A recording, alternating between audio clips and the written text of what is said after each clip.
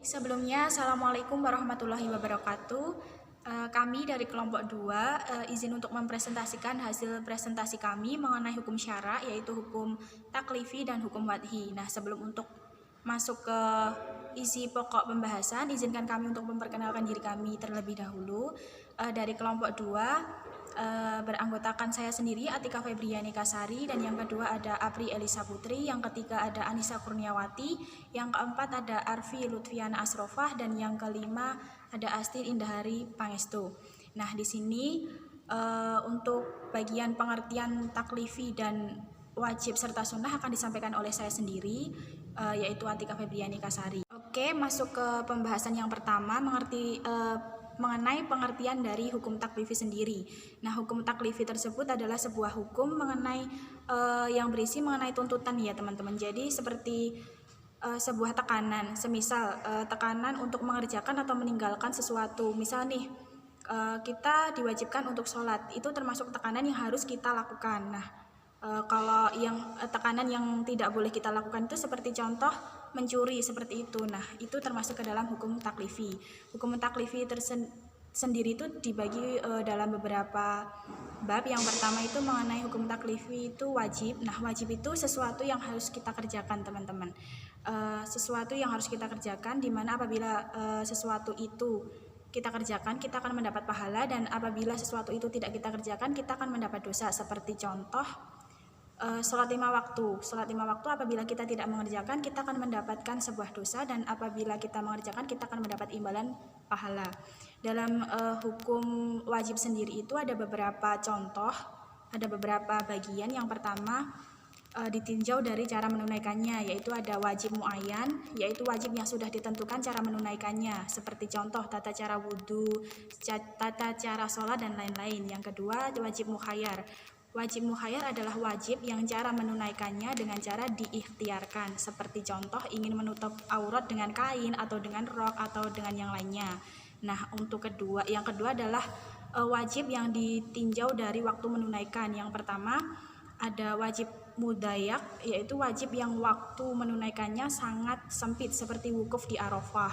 Nah, yang kedua ada wajib muwasa, yaitu wajib yang waktu menunaikannya sangat luas seperti contoh mengqadha puasa. Terus yang ketiga wajib ditinjau dari siapa yang menunaikan. Yang pertama itu ada wajib ain, adalah wajib yang harus ditunaikan oleh semua orang tanpa terkecuali, seperti contoh sholat 5 waktu. Dan yang kedua adalah wajib kifayah, wajib yang sebenarnya harus ditunaikan oleh semua orang, namun apabila ada satu orang yang sudah cukup untuk mengerjakan, maka kewajiban tersebut sudah gugur, seperti itu. Yang selanjutnya ditinjau dari kadarnya, ada wajib muhaddad, yaitu wajib yang kadarnya telah ditentukan, seperti salat dengan 3 rakaat atau salat isya dengan 4 rakaat. Nah, yang selanjutnya ada wajib ghairu muhaddad, yaitu wajib yang kadarnya tidak ditentukan, seperti contoh menyantuni anak yatim atau menolong orang, itu kadarnya tidak ditentukan. Lalu yang kedua masuk ke dalam hukum taklifi sunnah, teman-teman. Kalau sunnah sendiri itu lebih ke kalau kita mau mengerjakan kita akan mendapat pahala, tetapi kalau kita tidak mau mengerjakan pun tidak akan mendapatkan dosa, seperti contoh sholat duha atau sholat tahajud, seperti itu. Nah, untuk hukum sunnah sendiri itu ada beberapa. Yang pertama itu ada hukum sunnah ditinjau dari siapa yang menunaikan. Ada satu, sunnah ain, bersifat perorangan dan pahalanya hanya untuk yang mengerjakan. Yang kedua, sunnah kifayah, yaitu apabila orang lain telah mengerjakan, maka yang lain juga sudah ikut mendapatkan pahalanya. Terus yang kedua, tinjau dari statusnya, yaitu sunnah muakkad, yaitu sunnah yang sangat dianjurkan pelaksanaannya, seperti salat malam atau tahajud. Dan yang kedua, sunnah ghairu muakkad, yaitu sunnah yang sangat tidak dianjurkan, contohnya seperti mengangkat tangan saat takbiratul ihram. Untuk selanjutnya akan disampaikan oleh Mbak Apri. Untuk waktu dan tempat saya persilahkan. Saya Apri Elisa Putri, saya akan melanjutkan materi dari Mbak Atika. Pengertian haram. Haram adalah titah Allah yang menuntut ditinggalkannya sesuatu dengan tuntutan tegas. Macam perilaku yang tidak diperbolehkan dengan tegas, contohnya berjudi, berkholwat, mencuri, zina, narkotika, pelecehan, dan makan makanan yang sudah jelas dilarang seperti babi dan anjing. Makruh adalah titah Allah yang menuntut ditinggalkannya sesuatu dengan tuntutan tidak pasti. Kebalikan dari hukum sunnah. Jenis-jenis makruh. Yang pertama, makruh tahrim, suatu perbuatan yang dianjurkan oleh Allah untuk tidak dikerjakan. Yang kedua, makruh tanzi, suatu perbuatan yang dianjurkan untuk ditinggalkan apabila dilakukan tidak mendapat dosa, seperti minum berdiri dan melakukan sesuatu dengan yang kiri. Yang ketiga, mubah. Pengertian mubah. Mubah adalah salah satu hukum Islam secara bahasa. Mubah artinya diizinkan atau diperbolehkan seperti yang dikutip dari buku Hukum Islam dalam Formulasi Hukum Indonesia karya Hikmatul dan Muhammad Hinafi. Adapun secara terminologi, mubah adalah sesuatu perbuatan yang memberikan pilihan kepada mualaf untuk melakukan atau meninggalkannya. Apabila dilakukan tidak dijanjikan ganjaran pahala, pun bila ditinggalkan tidak akan mendapatkan dosa ataupun siksa. Macam-macam mubah. Yang pertama, mubah yang apabila dilakukan perbuatannya tidak mengandung mudarat. Contohnya makan, minum, berpakaian, berburu. Yang kedua, mubah yang apabila dilakukan tidak ada mudaratnya. Sementara perbuatan tersebut pada dasarnya diharamkan. Misalnya, makan daging babi dalam keadaan darurat. Yang ketiga, mubah yang pada dasarnya bersifat mudarat dan tidak boleh oleh syarak, namun Allah memaafkan pelakunya sehingga perbuatan itu menjadi mubah. Misalnya, mengawini 2 orang wanita yang bersaudara sekaligus. Selanjutnya akan disampaikan oleh Mbak Anissa. Baik, terima kasih Mbak Apri Elisa Putri atas waktu yang sudah diberikan. Selanjutnya saya Anissa Kurniawati akan melanjutkan materi mengenai pengertian hukum wadi. Nah, pengertian hukum wadi yaitu hukum Tuhan yang berhubungan dengan suatu tanda atau alamat yang berhubungan dengan hukum taklifi. Bisa dikatakan hukum wadi itu mempengaruhi ada atau tidaknya hukum taklifi. Hukum wadi memiliki beberapa macam, salah satunya adalah sebab. Sebab adalah sesuatu hal yang apabila terjadi, maka akan menyebabkan hal lain terjadi. Seperti contoh yaitu adanya waktu masuk sholat. Nah, apabila tidak ada waktu sholat, maka tidak akan ada sholat. Nah, selanjutnya ada syarat, yaitu syarat adalah suatu hal yang harus ada pada hukum taklifi. Sebagai contoh, kalau mau sholat harus menghadap kiblat. Apabila orang tersebut tidak mengetahui kiblat itu arahnya di mana, maka boleh menghadap kemana saja. Selanjutnya, kalau kaum perempuan mau sholat harus memakai mukena yang menutup aurat. Sekian dari saya.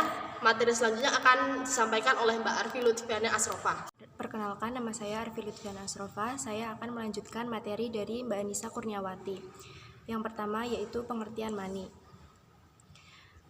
Mani adalah sesuatu yang menjadi penghalang adanya hukum takfili. Seperti contoh, orang yang sedang berada di dalam kapal walaupun ia dekat dengan air, tetapi air terhalang oleh kapal, maka orang tersebut tidak wajib melakukan wudhu. Macam-macam mani. Mani yang mempengaruhi atau menghalangi sebab seperti pembunuhan, menghalangi hak waris karena penyebab hak waris adalah hubungan kerabat atau perkawinan dengan si mati. Seharusnya melindungi keselamatan orang yang akan mewariskan harta bendanya kepadanya, bukan membunuhnya agar bisa segera mewarisinya. Mani yang menghalangi hukum. Mani atau halangan yang membebaskan hukum takfili. Misalnya orang gila, sebab orang gila bukanlah orang mukallaf selama ia dalam keadaan gila, maka orang tersebut tidak wajib mengkodoh hukum-hukum takfili yang tidak dikerjakan.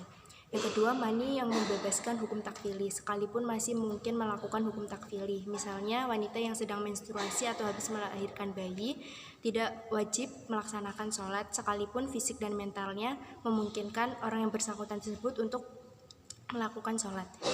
Mani yang tidak membebaskan sama sekali hukum takfili, tetapi hanya mendapat keringanan dari tuntutan yang pasti kepada mubah. Misalnya sakit menjadi halangan sholat Jumat, tetapi orang sakit tersebut tetap melaksanakan Jumat.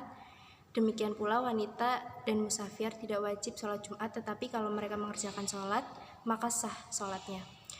Yang kedua yaitu sahih atau sah, suatu perbuatan yang telah memenuhi syarat dan rukunnya. Apabila ibadah wajib sudah sah dilakukan, kewajiban gugur dan mukallaf terbebas dari tanggung jawabnya. Sah juga dapat diartikan lepas tanggung jawab atau gugur kewajiban di dunia dan mendapat ganjaran di akhirat. Nikah dihukumi sah apabila sesuai dengan syarat dan rukunnya. Yang ketiga yaitu fasid. Fasid dalam bahasa Indonesia artinya rusak. Dalam pengertian terminologi menurut jumhur ulama, antara batal dan fasad mengandung esensi yang sama yang berakibat pada tidak sahnya perbuatan itu. Misalnya melakukan jual beli ketika panggilan sholat Jumat berkumandang. Baik, sekian dari saya. Materi selanjutnya akan dilanjutkan oleh Mbak Astin. Perkenalkan, nama saya Astin Indarin Pangestu. Di sini saya akan melanjutkan materi dari Mbak Arfi, yaitu materi tentang batal. Batal adalah kebalikan dari sah. Batal mempunyai dua arti, dilihat dari segi dalam bidang apa kata batal itu digunakan, yaitu batal digunakan untuk arti tidak berbekasnya perbuatan bagi si pelaku dalam kehidupan di ibadah. Adalah ibadah itu belum melepaskan tanggung jawab serta belum menggugurkan kewajiban qada. Karena menyalahi tujuan syar'i dalam menetapkan amalan itu, malah dikatakan batal dalam arti tidak tercapai atau faedah yang diharapkan darinya secara hukum, yaitu pengalihan hak dan menghalalkan hubungan. Batal digunakan untuk tidak berbekasnya perbuatan itu bagi sepelaku di akhirat, yaitu tidak menerima pahala. Kemungkinannya yang pertama yaitu perbuatan itu dilakukan tanpa sengaja, seperti perbuatan orang tidur. Yang kedua, perbuatan itu dilakukan semata-mata mencari tujuannya, yaitu mencari pahala. Dan yang ketiga, perbuatan itu dilakukan sesuai yang dikehendaki, tetapi dalam bentuk keterpaksaan. Dan yang keempat, perbuatan itu dilakukan sesuai yang dikehendaki dalam bentuk ikhtiari, seperti seseorang melakukan sesuatu perbuatan mubah sesudah itu diketahui itu mubah, hingga kalau sifatnya tidak mubah tentu tidak akan dilakukannya. Materi yang kedua yaitu azimah. Keharusan yang sifatnya umum, mutlak tidak dibatasi baik oleh masa atau tempat atau sesuatu hal, misalnya kewajiban sholat 5 waktu. Dalam keadaan apapun, dimanapun, dan kapanpun harus ditunaikan apa adanya. Dan materi yang terakhir yaitu rukhsah atau keringanan. Karena ada sesuatu maka ketentuan azimah itu diringankan. Misal karena hujan lebat, maka orang tidak wajib sholat Jumat seperti hukum awalnya. Karena berpergian seseorang mendapat keringanan mengqashar sholatnya, sebab diperbolehkannya rukhsah kondisi lemah yang pasti dimiliki makhluk. Kondisi seperti ini menjadi penyebab digugurkannya kewajiban syariat untuk anak kecil dan orang yang gila. Ini juga menjadi karena diringankannya kewajiban beban syariat untuk wanita, sehingga mereka tidak diwajibkan sholat berjamaah di masjid maupun berjihad. Yang pertama yaitu sakit. Sakit karena diperbolehkan tidak ketika Ramadan mengambil posisi tidur atau ketika sholat wajib, maupun mengkonsumsi obat yang hukum asalnya terlarang. Tentu semua dilakukan karena tidak ada pilihan. Yang kedua, safari. Safar atau dalam perjalanan menjadi penyebab yang diperbolehkan untuk tidak terjadi ketika Ramadan. Begitu juga dengan mengqashar sholat 4 rakaat tidak wajib Jumatan, serta tambahan batas waktu bolehnya mengusap kuf ketika wudhu. Dan yang ketiga, lupa. Lupa menjadi sebab gugurnya dosa dan akhirat ketika seseorang hamba melakukan kesalahan. Demikian pula hal ini menjadi alasan tetap sahnya ibadah seseorang seperti sholat atau puasa meskipun melanggar. Misalnya saja, lupa makan di tengah puasa atau lupa tasyahud awal ketika sholat. Tentu jika dilakukan dengan sengaja tetap batal. Yang keempat, bodoh. Selama kejatuhan terjadi bukan karena tidak mau belajar, maka bisa menjadi sebab gugurnya dosa di akhirat ketika ia melakukan kesalahan. Sekian pemaparan materi dari kelompok kami. Apabila kelompok kami ada salah kata dan perbuatan, kami memohon maaf. Wassalamualaikum warahmatullahi wabarakatuh.